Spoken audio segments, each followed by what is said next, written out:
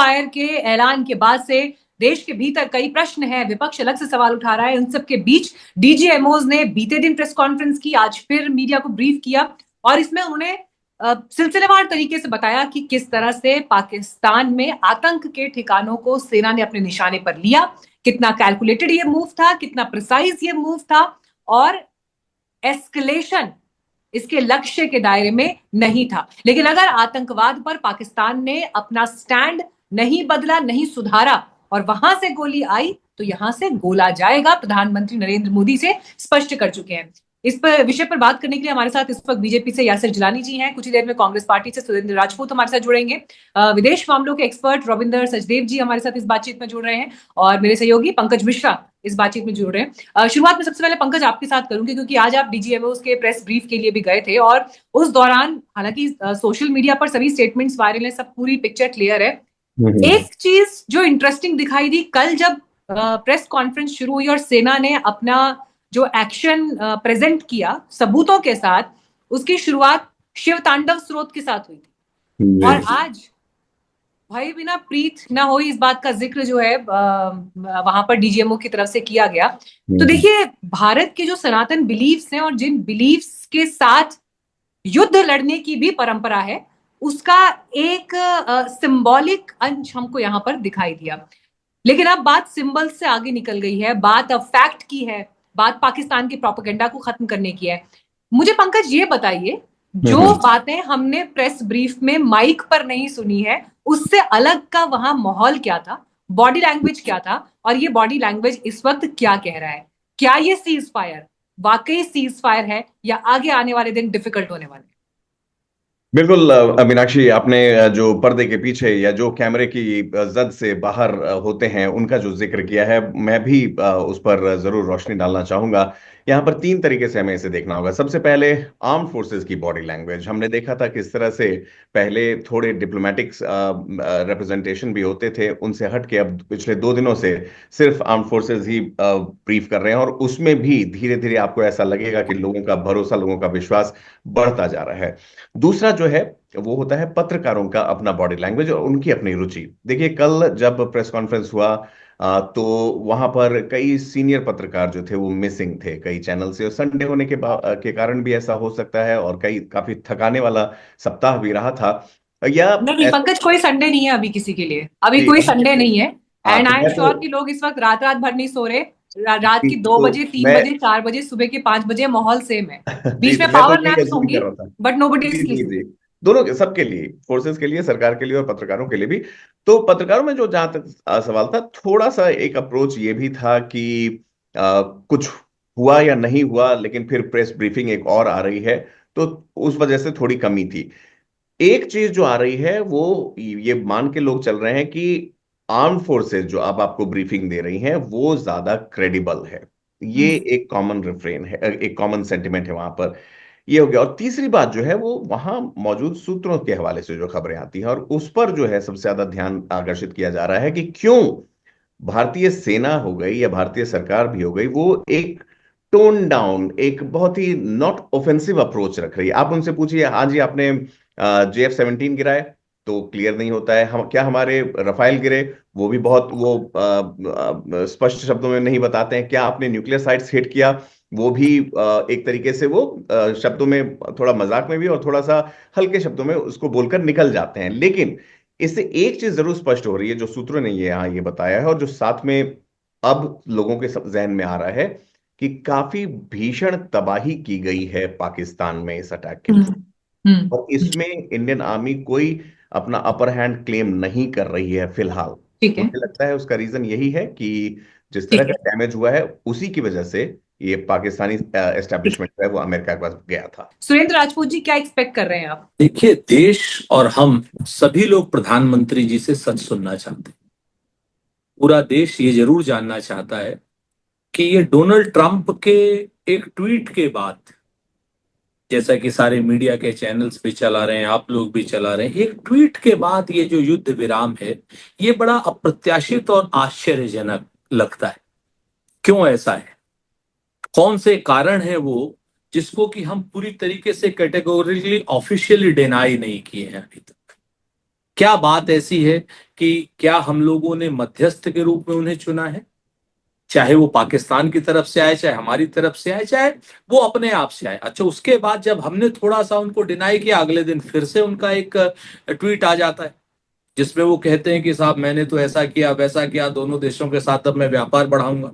और इसके बाद आज डोनाल्ड ट्रंप के बेटे का ट्वीट आ जाता है कि my father did a excellent job, और उन्होंने तो न्यूक्लियर वॉर बचा दिया। तो आज की डेट में हिंदुस्तान ये जरूर जानना चाहता है कि हमारे देश के सर्वशक्तिमान प्रधानमंत्री श्री नरेंद्र मोदी जी हैं, हमारे देश के जो प्रधानमंत्री हैं, हमारे देश में उनकी हुकूमत चलती है, उनका शासन चलता है। डोनाल्ड ट्रंप हमारे बाप नहीं है। डोनाल्ड ट्रंप अमेरिका के प्रेसिडेंट है, वो वहां पर रहे। हमारा जो मूल विषय है, हमारा मूल विषय ये है कि सीज फायर में आखिर आप सीज फायर से पहले के ऑब्जेक्टिव से जो हमारी सेना ने पूरी तरीके से आतंकियों के 9 जो ठिकाने थे उनको प्रिसीशियस तरीके से एकदम खत्म किया। हमारी सेना ने उनके न सिविल एस्टेब्लिशमेंट पे हमला किया, ना हमारी सेना ने उनके आर्मी एस्टेब्लिशमेंट पे हमला किया। लेकिन जब हमको छेड़ा गया तो हमने उनको छोड़ा नहीं, और कितना हमने उनका नुकसान किया। उसके बाद ऑब्जेक्टिव हमें क्या क्या मिला है, हम ये जरूर पूछना चाहते हैं। हम पूछना चाहते हैं कि प्रधानमंत्री जी ने कहा था कि पहलगांव के आतंकियों को सजा मिलेगी, तो क्या मिल गई बाईसरन के आतंकियों को सजा? क्या पाकिस्तान में जो आर्मी का जो एस्टेब्लिशमेंट है, पूरा का पूरा आर्मी एस्टेब्लिशमेंट है, क्या वो डिसमेंटल हो गया जो आतंकवादियों को सपोर्ट देता था? क्या पाकिस्तान के सारे आतंकवादी पूरी तरीके से आज की डेट में मारे जा चुके हैं?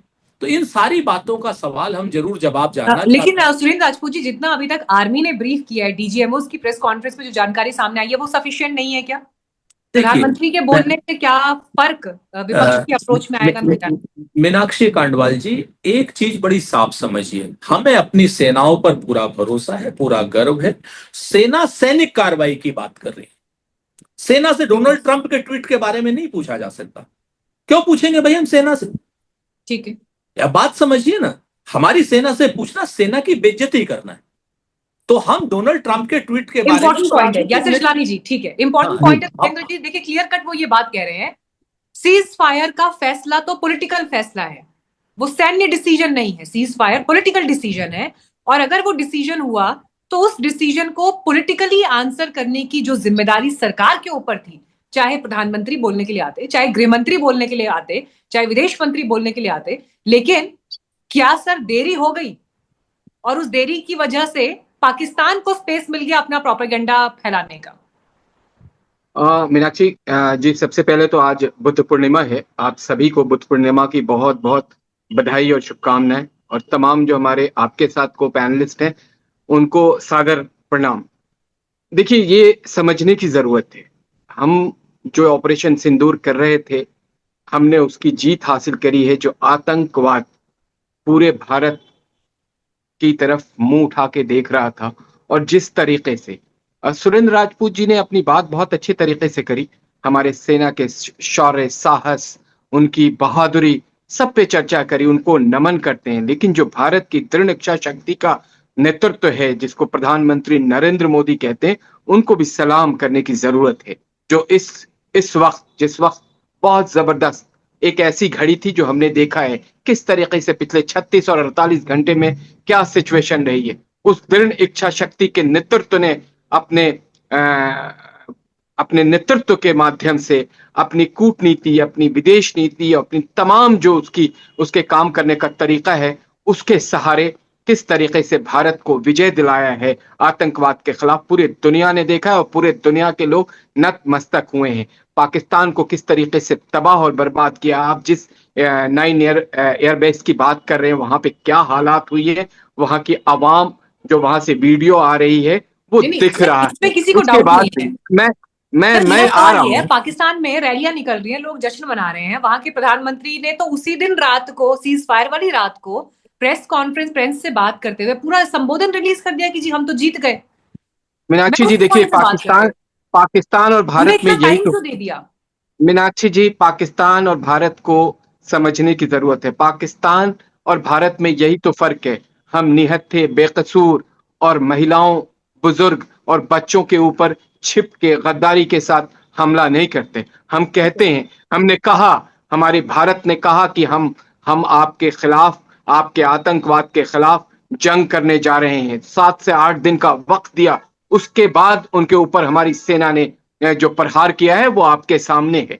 हम इस वक्त इस तरह की बात नहीं करेंगे कि किसने क्या कहा और अमेरिका कौन है, क्या कह रहा है, कैसे कह रहा है। मैं इस पे डिस्कशन नहीं कर सकता हूं, इसलिए नहीं कर सकता हूं कि मेरे भारत पे गर्व है, मेरे भारत की सेनाओं पे मैं जिनको सलाम करता हूं, उनकी बहादुरी पे सलाम रविंद्र करता सर, मैं आपके पास हूं, आ उन पे रही हूँ, चर्चा लेकिन करेंगे। बस और सुरेंद्र आने जी वाले शायद कुछ वक्त में और देर के लिए हमारे साथ है, तो मैं बस उनका रिएक्शन भी इस पर चाहूंगी। सुरेंद्र जी, देखिए ये तो एक परेशानी है जिसको हमें अग्री करना पड़ेगा।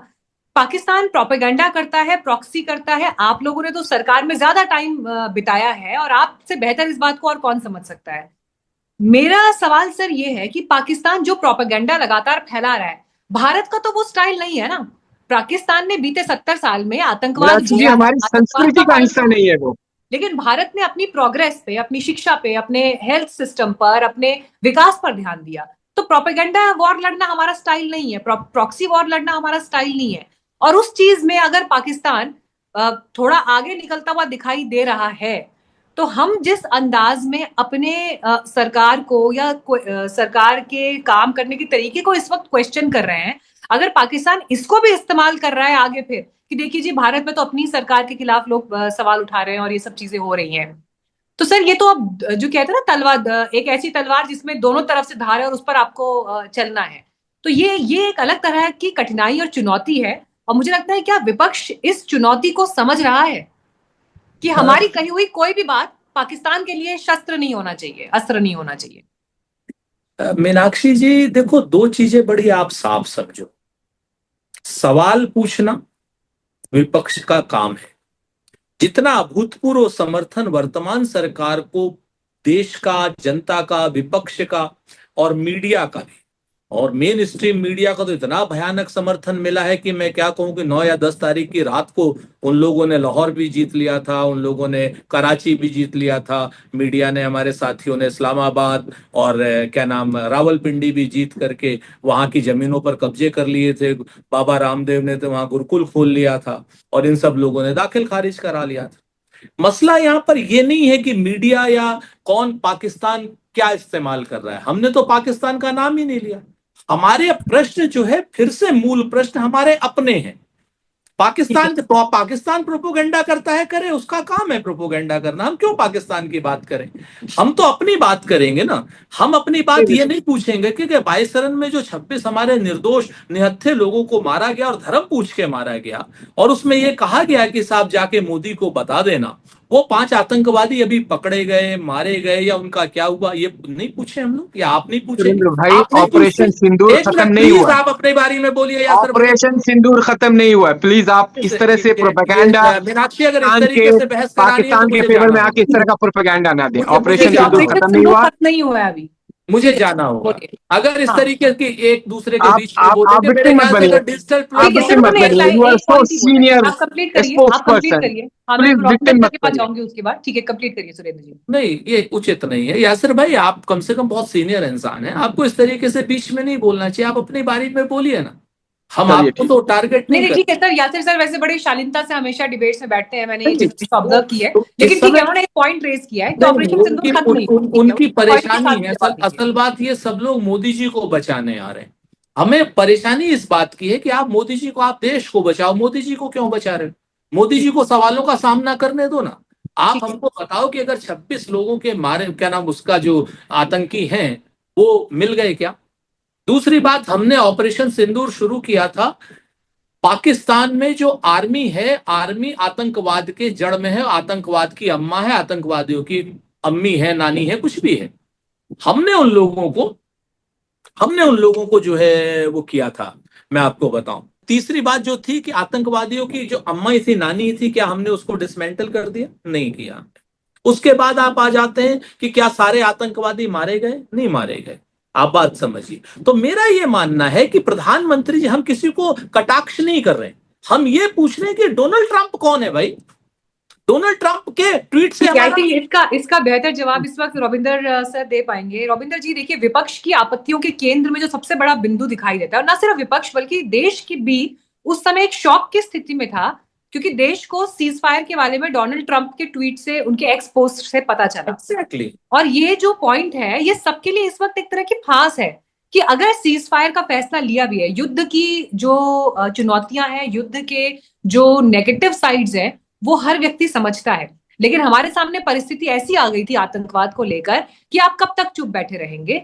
और उस माहौल में अगर सीज फायर वाले टेबल पर भी जाना था, बातचीत के टेबल पर भी जाना था, तो इसकी इंफॉर्मेशन पहले सरकार से आनी चाहिए थी, इसकी इंफॉर्मेशन पहले जो जिम्मेदार प्रतिनिधि हैं उनकी तरफ से आनी चाहिए थी, लेकिन वो डोनाल्ड ट्रंप के एक पोस्ट से आती है। डोनाल्ड ट्रंप ने तो दुनिया में अपना डंका बजा दिया कि जी वो कितने महान है, और देखिए जी वो तो कहीं पर किस तरह से युद्ध मध्यस्थता करके रुकवा सकते हैं, कल को कश्मीर का प्रॉब्लम भी सुलझा देंगे। वो तो बार बार ये इच्छा जाहिर कर रहे हैं कि मैं कश्मीर इशू में इन्वॉल्व होना चाहता हूं, और भारत पाकिस्तान चाहे तो मीडिएशन से इसका रास्ता भी निकल सकता है। याद रखिए, ट्रंप अगर 4 साल अमेरिका में रहेंगे प्रेसिडेंट, अभी 2 महीने में आए हुए, हमें मेरे ख्याल से ट्रंप की लैंग्वेज को समझना चाहिए कि ट्रंप किस तरह की लैंग्वेज इस्तेमाल करता है। बाय द वे, मैंने ट्रंप पे किताब लिखी है, पूरी 700 पेज का पोथा, तो इसलिए मैं ज्यादा बोल रहा हूं। उसमें मेरा एक पूरा चैप्टर है कि ट्रंप का कैसे वर्बल और नॉन वर्बल इसकी आदतें हैं।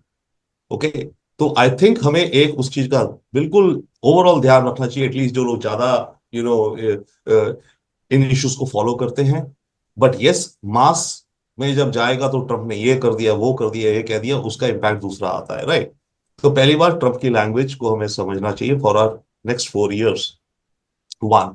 सेकेंडली, उसी में ट्रंप की आदत है कि हर चीज को सबसे बड़ा और ग्रैंड बताना। And I come back also कि अमेरिका क्यों इन्वॉल्व हुआ। शायद ट्रंप ने जब 1980 में जब भी कुछ करता है, biggest, most beautiful, world's first, हर चीज ये बहुत ही ग्रैंड बना के प्रेजेंट करता है, राइट। तो कश्मीर का मुद्दा भी इसे बना दिया ग्रैंड, इतने हजारों सालों से चल रहा है, मैं इसका कुछ करवा सकता, हर चीज को बड़ा। ओके, वो भी समझ आता है कुछ। नाउ लेट्स वर्क बैकवर्ड्स कि अमेरिका इंटरवीन क्यों करा अगर, एंड सेकेंडली ट्रंप ने हमारे से पहले क्यों ट्वीट कर दिया। मेरे विचार से जो मुझे दिखा है, हम जब ये शुरू हुआ मामला, हमारी फॉरेन पॉलिसी की डॉक्ट्रिन हमने क्लियर कर दी कि है टिट फॉर टैट, और वो हमने शब्द चुने खास करके कि वो शब्द ट्रंप को खासकर एग्जैक्ट समझ आएंगे। टिट फॉर टैट जो सिंपल फ्रेज है अंग्रेजी का कि जैसे को तैसा मानिए, राइट। और ट्रंप और जेडी वैंस इत्यादि, ये भाषा बड़ी आराम से समझते हैं। इनफैक्ट उसके अगले दिन ही आपने देखा वो ट्रंप ने जो ट्वीट किया था कि both these countries have gone for a tit for tat, I hope कि ये मामला कम हो जाए। याद है? जी जी जी, राइट। तो वो उनको समझ आ गया, ठीक है, इंडिया टिट फॉर टैट कर रहा है। और ट्रंप और अमेरिकन फॉरेन पॉलिसी अभी तक काफी हद तक ये रही है कि ये जो भारतीय सब कॉन्टिनेंट है, इसको इंडिया तुम संभालो। याद है बांग्लादेश के बारे में उसने कुछ महीनों पहले कहा था, yes, Modi will look after that in a way. वो अभी ज्यादा, ट्रंप कहीं और ज्यादा अपने को बिजी, तो इंडिया उनको दूर दिख रहा था। पर बात यह हुआ जब हमने टिट फॉर टैट किया और पाकिस्तान के पास अब चॉइस थी कि डायल अप करे या डायल डाउन करे रिस्पॉन्स, राइट। अप करता तो मामला ऊपर जाएगा, डायल डाउन करता जंगल में मार देता, कुछ मिसाइल विसाइल दिखाता मैंने कर दिया है, तो मतलब डाउन कर रहा है तो ठीक था। पर पाकिस्तान ने कुछ डायल अप किया, ज्यादा रिस्पॉन्स दिया, तो हमने अमेरिका, और बाय द वे ये बातचीत होती रहती है लीडर्स के बीच में। एक और बात है, कॉमन प्रैक्टिस है ये, लीडर्स आपस में बात कर रहे हैं, हम पुतिन से कर रहे हैं, पुतिन जिससे कर रहे हैं, हम ट्रंप से कर रहे हैं, रशिया के बारे में, यूक्रेन के बारे में ट्रंप से बातें कर रहे हैं, हम इजराइल के बारे में, गाजा के बारे में, ईरान से बात कर रहे हैं, हम सब लीडर्स इस समय बातें चल रही हैं, राइट। तो उन्हीं बातों की, जस्ट मैं 15 सेकंड 20 सेकंड बोलूंगा, उन बातों की कड़ी में डेफिनेटली अमेरिका हमसे टच में था और हम अमेरिका से टच में थे, राइट। अब उसमें जब ये देखा कि पाकिस्तान एस्केलेट कर रहा है, तो हमारा रिस्पॉन्स ये था कि अब हम बहुत बड़ा इसको जवाब देंगे।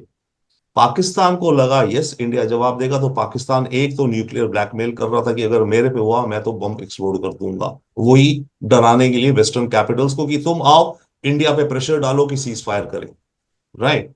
उसके साथ पाकिस्तान ने एक और गुगली डाली न्यूक्लियर को लेके, उसने कहा कि इतना बड़ा अगर अटैक मेरे पे हुआ तो मेरी आर्मी तितर बितर हो जाएगी, तो मेरी जो सिक्योरिटी है ऑफ आर न्यूक्लियर एसेट्स वो मैं गारंटी नहीं कर सकता। हो सकता है ये नॉन स्टेट एक्टर्स और आतंकियों के हाथ ये न्यूक्लियर वेपन्स या डर्टी बॉम्ब्स बन जाएं। तो अमेरिका, अगर तुम ये चाहते हो कि डर्टी बॉम्ब्स तालिबान उठा के ले जा लें, या उधर by the way Saudi Arabia भी इन्वॉल्व इन बातों में, सऊदी भी है, अरब एमिरेट्स भी है, और कतर भी है मेरे ख्याल से, ये सऊदी और एमिरेट्स तो मेरे विचार में डेफिनेटली है, जितना मुझे नॉलेज है। कि तुम्हें ये चाहिए ऐसी दुनिया कि इंडिया मेरे पे इतना भारी भरकम अटैक करे और मेरा न्यूक्लियर आर्सेनल सारा स्प्रेड आउट हो जाए दुनिया भर में। तब अमेरिका जागा, and America circle back with India कि क्या तुम ऐसा करोगे, क्या है। एंड आई थिंक तब तक ये स्टेज आ गई थी कि इंडिया को भी लग रहा था कि हम एक पॉइंट पे पहुंच चुके, हमने काफी डैमेज कर दिया पाकिस्तान को, इसके आगे हम और कर सकते हैं, बट जितना हमें करना, देखिए एक लॉन्ग टर्म हमें देखना, हमारा असली आगे तो लड़ाई नहीं तो चाइना से है, हमें अपनी इकोनॉमी, अपना ये सारा देश ठीक चलाना है। हमें पाकिस्तान तो ऑलरेडी कंगाल हुआ बैठा, उससे लड़के हम क्या क्या करेंगे, राइट। और क्या करेंगे, मैं एक पॉइंट कहना चाहूंगा। तो आई थिंक हमने ये डिसीजन लिया, and I think we should, problem ये हो रही है शायद सरकार को, और मैं कहूँ कम्युनिकेशन व्यू पॉइंट से सरकार इसको क्लियरली कम्युनिकेट नहीं कर पा रही है। Absolutely. सरकार को क्लियरली कहना चाहिए, हाँ बिल्कुल बातें होती है, वर्ल्ड लीडर्स की आपस में होती है, हमने भी बात करी, हमने आपसे बात करी, मतलब ये थोड़ी आपने जो कहा मैंने मान लिया, मैं आपकी बात से नहीं, दबा और नहीं। इसमें ना सर, ये जो आपने कम्युनिकेशन गैप का जिक्र किया ना, ये आपने बिल्कुल बहुत इंटरेस्टिंग बात यहाँ पर बोली, क्योंकि एक्चुअली जिन भी एक्सपर्ट से मैंने भी इतने दिनों बात की है अपने डिस्कशंस के लिए, सबका एक बड़ा क्लियर पॉइंट था कि देखिए आपको बातचीत के टेबल पर आना पड़ेगा। आप अगर 1 साल भी युद्ध कर लेंगे, उसके बाद भी 1 साल बाद आना पड़ेगा, तो भी आना पड़ेगा, कहीं ना कहीं पर वो एक डायलॉग प्रोसेस शुरू करनी पड़ेगी। और प्रॉब्लम ये है सर, जो आज की तारीख में हम देखते हैं कि जब आप डायलॉग की बात करते हैं, देश के भीतर चेस्ट थंपिंग कर करके एक इंप्रेशन दे देकर आपने जनता को मानसिक लेवल पर, विचारों के लेवल पर यहां लाकर खड़ा कर दिया कि वो क्या ये सुनने की स्थिति में है कि आप बातचीत की टेबल पर जा रहे हैं। और यहाँ पर जो परिस्थिति खड़ी हुई, उसने एक चैलेंजिंग सिचुएशन में गवर्नमेंट को ला दिया।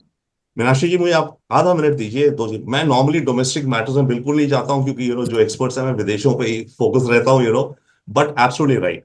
अव्वल हमें ये क्लियर कर देना चाहिए, तो रूटीन मैटर्स है, देश आपस में बातें करते हैं जब भी कोई हॉट माहौल होता है। अमेरिका हमसे बात कर रहा है, पर ये बात हुई है, अमेरिका जो कह रहा है मैं मान जाऊंगा, one. Secondly, yes, expectations, I think हमारे अवाम की, हम लोगों की एक्सपेक्टेशन बहुत अनरियलिस्टिक है, और इस पे मैं और आगे जाता हूं। आप मुझे बताइए, क्या हम पाकिस्तान को करना क्या चाहते हैं, हमारा एंड गेम क्या है? हम पाकिस्तान को रूल करना चाहते हैं, हम कर सकते हैं, क्या करना चाहेंगे? उनके 20 करोड़ लोगों को हम क्या इंडियन सिटीजन बना करके हम देश बनाएंगे? आप पाकिस्तान छोड़िए, आप पीओजे भी ले लीजिए, मैं भी नंबर्स चेक करा था, बड़े ये जो आजाद कश्मीर का एरिया है, कितने इनके 60-80 लाख लोग हैं, हम उन सबको अपने इंडियन सिटीजन बनाना चाहते हैं? उन 60-80 लाख में से कम 50% तो ऐसे होंगे जो आतंकवादी नहीं होंगे, मैं कहता हूं, बट वो सॉफ्ट होंगे, सिंपथाइजर्स होंगे कट्टर इस्लाम के, हम वो लाना चाहते हैं। ओके, एंड क्या हम बिना वॉर के इनको ले आएंगे? ये वॉर होगी, और उसको क्या फिर हम कंट्रोल करेंगे? ये मेरे विचार से, मेरा ये व्यू है कि ये हमें अपनी स्ट्रेंथ बनानी है, एंड ये अनरियलिस्टिक है। हमारा end goal, just last word, हमारा एंड गोल है Pakistan should learn to live and let live, that is all. ठीक है पंकज, देखिए यासिर सर अभी जुड़े रहिए, मैं बस पंकज से एक रिएक्शन लेके फिर आपके पास ही आ रही हूँ उसके बाद। पंकज देखिए, ये बहुत इंटरेस्टिंग है यहाँ पर देखना कि एग्जैक्टली देश में जो इस वक्त एक सेंटिमेंट दिखाई दे रहा है, क्योंकि इन अ वे सोशल मीडिया एक तरह के रिफ्लेक्शन का काम तो करता ही है कि सोसाइटी में लोग कैसे रिएक्ट कर रहे हैं, उसका एक बड़ा छोटा अंश आपको सोशल मीडिया पर दिखाई देता है। लोग शायद इस बात के लिए मेंटली तैयार ही नहीं थे कि सीज फायर जैसी कोई चीज हो सकती है और ऑपरेशन सिंदूर के इमीडिएट 2 दिन बाद हो सकती है, वो भी तब जब खबरें ये आ रही हैं कि यहाँ कब्जे हो गए, वहां कब्जे हो गए, जिस तरह से मेन स्ट्रीम मीडिया ने जो चीजें चलाई, और यहीं से उन एक्सपेक्टेशंस का दायरा बढ़ता चला गया, जहां पर जो व्यवहारिक बातें हैं जिनका जिक्र अभी रविंदर जी ने किया, कि आप क्या सोच रहे हैं कि आप पाकिस्तान पे कब्जा कर लेंगे, उसको अपने में शामिल कर लेंगे, एक 71 में बांग्लादेश का जिस तरह से उदय हुआ है, क्या आप उस परिस्थिति के बारे में सोच रहे हैं? देखिए 71 से 2025 कंपेयर नहीं हो सकता, हालात अलग है, लीडर्स अलग हैं, वर्ल्ड ऑर्डर अलग है, वर्ल्ड पॉलिटिक्स अलग है, तो बहुत सारे परिवर्तन है। इवन हिंदुस्तान और पाकिस्तान भी वो नहीं है जो 71 के वक्त में थे या 65 के वक्त में थे, बहुत बहुत चीजें फर्क हुई। तो ये जो आम जनमानस के बीच ये बीज बो दिया गया कि हम जाकर अभी इस्लामाबाद में तिरंगा फहराने वाले हैं, इस सेंटिमेंट ने, इस एक्सपेक्टेशन ने, बेशक वो चाहे सोशल मीडिया का एक बुलबुला ही क्यों ना हो, उसने समवेयर ये लैक ऑफ जो हम कहते हैं ना कि ट्रस्ट, या एक ट्रस्ट डेफिसिट वाली जो सिचुएशन क्रिएट की कि अचानक लोगों को लगा कि उनको तो वो ठगे गए या उनके साथ थोड़ा कुछ धोखा सा हो गया, जबकि देखा जाए तो ये रूटीन प्रोसेस है भाई। अल्टीमेटली रशिया और यूक्रेन को भी बातचीत के लिए आना पड़ रहा है ना, बाकी लीडर्स उसमें शामिल हो ही रहे ना कि चलिए हम मीडिएशन करते हैं, हम बात करते हैं। बिल्कुल बिल्कुल। नहीं मीनाक्षी, बिल्कुल सही कहा आपने। इसमें दो तीन लेयर्स हैं और मैं आखिरी में जरूर यासिर जिलानी जी को ही टॉस करूंगा एक सवाल के साथ। मैं सबसे पहले तो मैं आप लोगों के माध्यम से दर्शकों को बता दूं कि डीजीएमओ लेवल टॉक्स जो थे वो कंक्लूड हो गए हैं भारत और पाकिस्तान के बीच में। वो पहले 12 बजे दोपहर में होने वाले थे, लेकिन अब उन्हें 5:30 के आसपास उसे मुलतवी कर दिया गया था। And the details will definitely come in due course of time.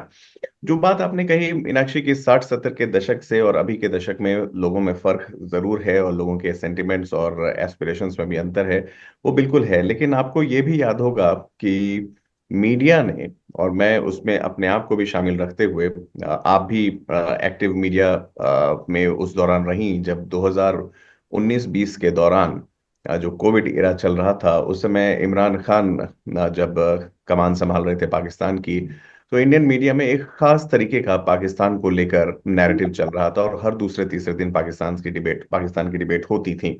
और उस समय जैसा कहा जाता है कि much water has flown in the Chenab since then, उस समय से लेकर अभी तक भी बहुत सारे लोगों को इस तरह के नैरेटिव को बार बार पुश करते करते लोगों को ये बता दिया गया था, कहीं ना कहीं उनके मन में लगने लगा था कि हम भाई पीओजे के ले आएंगे, वहां पर जो है वो सीट्स निर्धारण किए जाने लगे थे, उसकी चुनाव नहीं होते थे लेकिन उनको वेकेंट रखा जाता था और कई तमाम तरह की चीजें थी।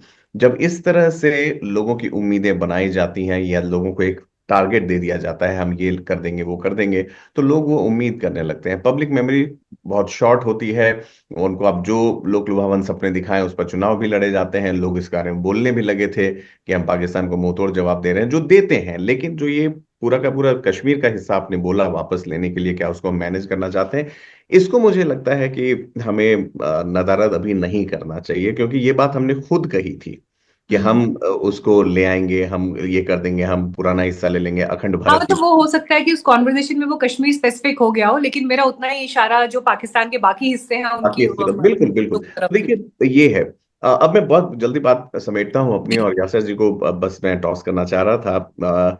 एक जो आपने बात की कि जब ये इस तरह के मीडिया गैदरिंग्स में आप जाते हैं और जिस तरह से सोशल मीडिया पर आप देख रहे होंगे DGISPR पाकिस्तान की तरफ से और भारत से भी जो अलग अलग नैरेटिव्स आ रहे हैं, लोग उसको किस तरह से उठाकर पेश कर रहे हैं, तो उसमें जो एक बात आ रही है वो ये है कि 9 मई तक पाकिस्तान बार बार अमेरिका को ये कह रहा था कि आप हमें मदद कीजिए इंटरनेशनल मॉनेटरी फंड से पैसे लेने के लिए, जो $2 बिलियन की बात हो रही थी, उसके ग्रांट के शर्त पर पाकिस्तान से सीज फायर की बात हुई थी अमेरिका की।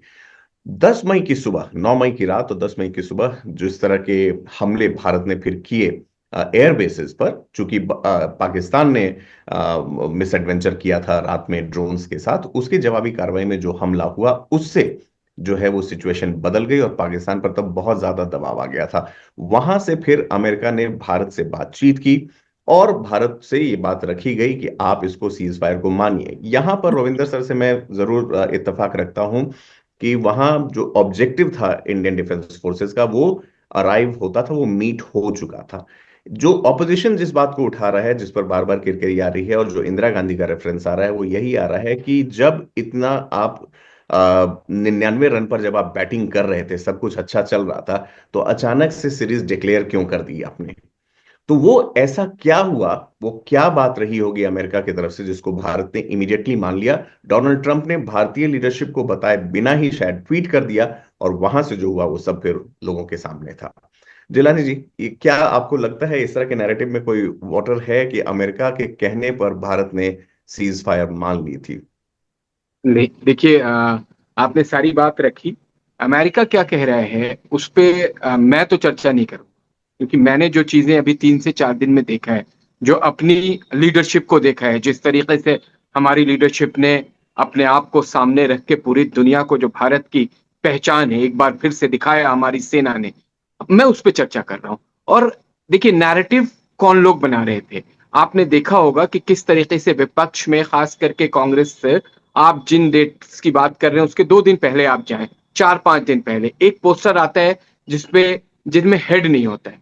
किस तरह की बातें कर रहे थे वो, जो गायब का एक पोस्टर आता है, कैसा माहौल बनाया जाता है सोशल मीडिया में, और आम जन तक वो बात जाती है और आम जन के अंदर एक गुस्सा आता है। और जो आप बात कह रहे थे कि उनके पास एक ऐसी समझ है, आम जन पे हम किसी तरह का कोई सवाल नहीं उठा सकते, लेकिन उनको लग रहा था, फिर हमारी जो मेन स्ट्रीम मीडिया है, मैं इस तरह की बात में आपका समर्थन करता हूं कि कहीं ना कहीं जिन लोगों को जो चीज अपना कर्तव्य मान के करना चाहिए था उनसे चूक हुई।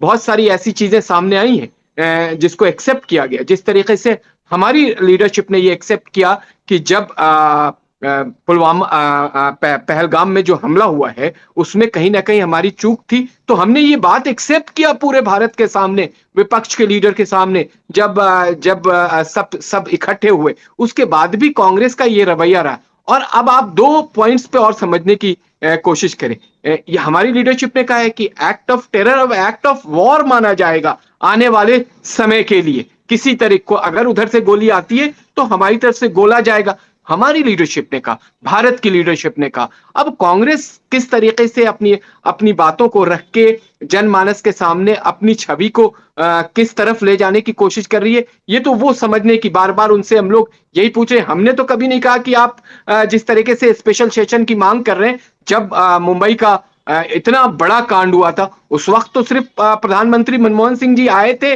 और नेशन को उन्होंने एड्रेस किया था, और किसी तरह की कोई सेशन आप तो बहुत ही आप और मीनाक्षी जी जो जर्नलिज्म करते हैं वो बहुत ही तर्क आधारित होता है, बहुत ही रिसर्च के साथ करते हैं। आप बताएं कि ये समय है, हम चर्चा ये कर रहे हैं कि हम दुनिया में क्या मैसेज दें। अमेरिका ने क्या कैसे कर दिया, कौन उसका लीडर कैसी बात कर रहा है, मैं उस पर क्यों चर्चा करूं? क्यों कोई भारतीय इस बात पे चर्चा कर रहा है? क्यों जब चर्चा होती है, आप जब 71 की बात कर रहे थे अभी, तो इंदिरा गांधी की बात लेके आ रहे हैं। हमने तो उनको डिनाई नहीं किया, एक्सेप्ट किया। हमारी फौज थी, हमारी फौज ने पाकिस्तान के 2 टुकड़े किए, हमारे एक से बढ़ के एक उस वक्त फौज के अधिकारी थे। लेकिन कांग्रेस का एक इस तरह का मन बन गया है कि वो आपदा में भी अवसर ढूंढने की कोशिश करती रहती है। कार्यक्रम के अंतिम पड़ाव पर हूं, तो रविंद्र सर आपका मैं क्लोजिंग रिएक्शन इस पे लूंगी। जिस बात का जिक्र पंकज ने भी थोड़ी देर पहले किया, उसको भी इस बात में शामिल कर लीजिएगा। उससे अलग सर, इस पूरे घटनाक्रम के बीच इस 1 हफ्ते के पीरियड को अगर मैं स्पेसिफिकली देखूं, हमने एक चीज नोट की सर, भारत आतंकवाद से पीड़ित रहा है और पाकिस्तान ने पिछले 70 साल में एक फील्ड, अगर मैं फील्ड बोलूं इसको, जिस पर काम किया है तो वो टेररिज्म है। इसलिए उनको अगर 50 आतंकवादी मर जाते हैं, 100 आतंकवादी किसी स्ट्राइक में मर जाते हैं, मुझे नहीं लगता कि उनको उससे फर्क पड़ता है, क्योंकि वो और 500 तैयार करने वाली एक फैक्ट्री चल रही है वहां पर टेररिज्म की। हमने ये देखा है सर, एबटाबाद में लादेन मारा गया, अमेरिका ने अपने ऑपरेशन में मारा, पूरी दुनिया ने देखा, फिल्म बन गई उसके बाद उस पर। ये बाकी सब जितने भी है, मौलाना मसूद अजहर है, हाफिज सईद है, कोई FATF की लिस्ट में है, किसी के ऊपर कोई नोटिस है, रिलीज है, कोई ग्लोबल टेररिस्ट है, सब चीजें हैं। लेकिन ये 1 हफ्ते का पीरियड जब भारत एक निर्णायक लड़ाई लड़ रहा था, सर दुनिया किस तरह से भारत के साथ खड़ी थी, मैं इस पर आपसे जवाब चाहती हूँ। पाकिस्तान का नाम लेकर किसी बड़े देश ने, किसी बड़े नेता ने, किसी बड़े रिप्रेजेंटेटिव ने ऐसा क्यों नहीं कहा कि भारत पाकिस्तान की इस लड़ाई को लेकर या इस एस्केलेशन को लेकर हम चिंतित हैं, लेकिन पाकिस्तान को पहले आतंकवाद खत्म करना होगा। आतंकवाद पर अभी भी इतना बचना, इतना संभलना, इतना सोचना, इतने इफ बट, मतलब टेररिज्म और पाकिस्तान वर्ड एक साथ नहीं बोला सर किसी बड़े नेता ने। Very interesting question, great. इसका एक पहलू ये भी हो सकता है कि दुनिया ऑलरेडी पाकिस्तान की असलियत बहुत अच्छे से जान चुकी है एक्चुअली, राइट? तो but great point, I mean दुनिया पाकिस्तान की असलियत जान चुकी है, तो probably they, I mean it was not this thing कि पाकिस्तान की गवर्नमेंट को, and of course then it depends on multiple other things, but एक बात तो है, पाकिस्तान की फितरत जान चुके हैं, बिहेवियर जान चुके हैं। वर्ल्ड लीडर्स हमारे साथ खड़े हुए, बेसिकली डिप्लोमेसी में, शब्दोलॉजी में, अगर कहीं UN वगैरह में हो या स्टेटमेंट्स के वाइज अच्छे दिए गए। कुछ वर्ल्ड पाकिस्तान के साथ भी खड़ी हुई, कुछ एक obviously China and all. The point is, एक मैं बिग पिक्चर कहूंगा, हमें ना कुछ कॉमन सेंस की तरफ भी शायद देखना चाहिए। अमेरिका आज की, तो अब मैं इसके लिए कह रहा कि अमेरिका ने हम पे इस पे प्रेशर डाला है या नहीं डाला।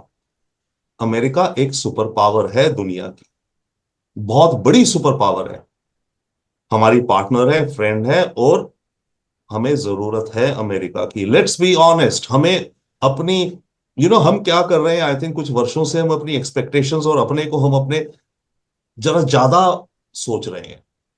बट यस, हम भी पावर बन गए हैं, हम दोनों को एक दूसरे की जरूरत है, एक दूसरे के साथ मिलकर काम करना है। तो जो चैलेंजेस आ रहे हैं उन दोनों को हमें आपस में डिस्कस करना है। सो इन द सेंस कि अमेरिका कौन होता है बीच में बोलने वाला and all etcetera, sure, should not be. पर आप याद रखिए हमेशा ये हमारी ऑफिशियल पोजीशंस है। बट क्या बैकडोर डिस्कशंस नहीं होती? बिल्कुल होती है back channel discussion. Even with Pakistan होती थी, कुछ समय पहले तक हमारे एनएसएस मिलते थे, not if not NSS seniors. तो बैक चैनल्स रहती हैं और रहनी पड़ती हैं। और बाय द वे एक इंपॉर्टेंट रीजन और होता है बैक चैनल का, हमारी और पाकिस्तान की कोई कम्युनिकेशन नहीं आपस में, मिसकैलकुलेशन का बहुत बड़ा खतरा होता है, स्पेशली न्यूक्लियर को। आपने सोचा इसने ये मारा, उसने ये मारा, तो मैं मारूं इससे पहले कि 20 मिनट में मेरा हो जाए। यू नीड अर्जेंटली, इनफैक्ट जब ये दुनिया में हमेशा रहा है, जब भी न्यूक्लियर कॉन्फ्लिक्ट किन्हीं भी दो देशों या सिचुएशन में बहुत इंटेंस हो गया है, बैक चैनल एब्सोल्युटली नेसेसरी है मिस कैलकुलेशन से बचने के लिए। मारना है तो मारेंगे, बट मिस कैलकुलेशन में ना मार दें। ठीक है। या हमने कुछ मारा, वो मिस कैलकुलेट कर ले तो इंडिया का न्यूक्लियर आया, वो हम पे न्यूक्लियर मार दे। तो back channel and partners are a part and parcel. But yes, हम अपनी ऑफिशियल पोजीशन भी कुछ रखते हैं जो हमारी ऑफिशियल डिप्लोमेसी कंडक्ट करती है। यहाँ जो इश्यू हुई, जो सीज फायर इमीडिएट हुआ, क्या हो गया, आई थिंक मे बी हम लोग जरा ज्यादा ही ये सोच गए कि ये बिलीफ हो गया कि हम तो एक दिन में पीओके को बस ले लेंगे, 2 दिन में हमने इतना मोमेंटम कर लिया है, तो पीपल वर वेटिंग कि अब तीसरे दिन तो हम जाकर के वहां अपने झंडे ले आएंगे। ये मेरे ख्याल से हमें अपनी एक्सपेक्टेशंस को रीजनेबल और बैलेंस और कॉमन सेंस से देखना। हम इस समय नहीं है, नॉट नहीं है, बिल्कुल है, हमारी आर्मी बिल्कुल है, बट हमारे लार्जर इंटरेस्ट में है। और ये भी एक फैक्टर रहा होगा इस सीज फायर का, 100% एक फैक्टर रहा होगा कि हमारी बिगर एम क्या है। हमारा बिगर एम है अपने देश की economy, jobs, infrastructure, R&D। Pankaj, आप कुछ ऐड करना चाहते हैं? बिल्कुल, बस मैं इतना ही कहना चाहूंगा। देखिए, अगर इसको हम लोग, if you place this vis-a-vis Pakistan prime minister Shahbaz Sharif press conference, उन्होंने तो छूटते ही प्रेस कॉन्फ्रेंस कर दी थी और विक्ट्री क्लेम कर ली थी। लेकिन भारत एक at the cost of facing the opposition ire, वो विपक्ष के गुस्से को झेलते हुए भी वो अभी उन्होंने चुना है समय 2 दिन बाद सीज फायर होने के बाद लगभग। तो मुझे लगता है डेफिनेटली जो एक बड़े किरदार जो होता है, बड़े का किरदार, या फिर जैसा हमारे सहयोगी शिवेंद्र कह रहे थे कि बाप बाप होता है, बेटा बेटा होता है, और अगर एक पिता को अपने बच्चे को, मैं यहाँ पर इन दोनों के रोल को, भारत और पाकिस्तान को, बाप बेटा नहीं कह रहा हूँ, उस तरह का रोल तो उन्होंने छोड़ा भी नहीं है और दुनिया जानती है कौन किसका बाप है।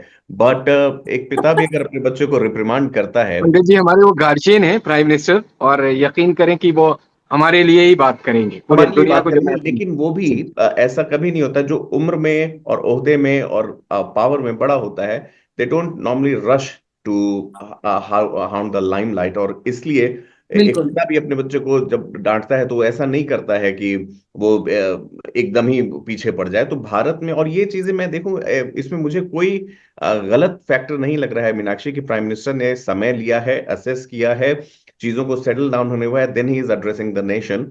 और सेम आपको लीक दिखेगी जब विक्रम मिस्री भी एड्रेस करते थे, और जब अभी तीनों सेना के अंग भी जब मीडिया से मुखातिब होते हैं, तो उनमें कोई ऐसा रश नहीं दिखता है। और ये बात अंडरलाइन करने वाली है कि भारत ने जिस तरह की चोट की है, जो अब और खुलकर सामने आ रहा है, आज के प्रेस कॉन्फ्रेंस में जितनी तस्वीरें दिखाई गई हैं, to stick their neck out, to say this to the world, look at these pictures, these are the 8 and 9 bases जहां हमने ध्वस्त किया है टाइम स्टैम्प के साथ। मुझे लगता है भारत को इसमें the lesser said it is better, क्योंकि पाकिस्तान को समझ आ चुका है कि भारत ने क्या किया है वहां पर। और इसीलिए उन्होंने डीजीएमओ जो प्रेस कॉन्फ्रेंस करे थे, उन्होंने बड़ा क्लियरली बोला कि अगर उन्होंने अब कुछ किया तो उनको पता है कि इंडिया क्या करेगा। इस एक लाइन में ही मुझे लगता है कि सारा जो क्रक्स है वो उसका निहितार्थ वही था। Thank you so much gentleman for joining. अपना समय देने के लिए बहुत धन्यवाद। Thank you. Thank you guys.